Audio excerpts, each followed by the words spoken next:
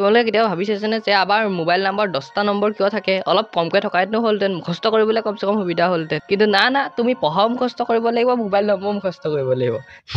তেনেকুৱা নহয় শুনা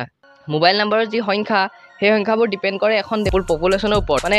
এখন দেশত কিমান মানুহে মোবাইল ব্যৱহাৰ কৰে কিমান মানুহে সিম ব্যৱহাৰ কৰিছে তাৰ ওপৰত ডিপেন্ড কৰে তো 2003 চনৰ আগলৈকে মোবাইল নম্বৰ 9টা সংখ্যাই আছিল 9টা সংখ্যাৰ পৰা 1 বিলিয়ন বেলেগ বেলেগ নাম্বাৰ কম্বিনেশ্যন বনাব পাৰি মানে 1 বিলিয়ন বেলেগ বেলেগ মানুহক বেলেগ বেলেগ নাম্বাৰ দিব পাৰি যেতিয়া সিম বনাইছিল তেতিয়া মানে সিম বনা মানুহে ভাবিছিল যে 1 বিলিয়ন পপুলেশ্যন এখন দেশৰ কাৰণে বহুত বেছি মানুহ আৰু ইমান বেছি মানুহ হ'ব নোৱাৰে কিন্তু আমি ইমানেই বাঢ়িলো এতিয়া আমাৰ জনসংখ্যা 1.4 বিলিয়নতকৈ বেছি হালকে মিলি ৰাইট ইনশাআল্লাহ কিন্তু যেতিয়া 2003 চনত সিম কোম্পানী মানুহে গম পালে যে না আমিতো জনসংখ্যা কমোৱাৰ নামেই লোৱা নাই বাঢ়িয়ে গৈ আছো তাৰ পিছত 9টাৰ পৰা মোবাইল নাম্বাৰ এটা 10টা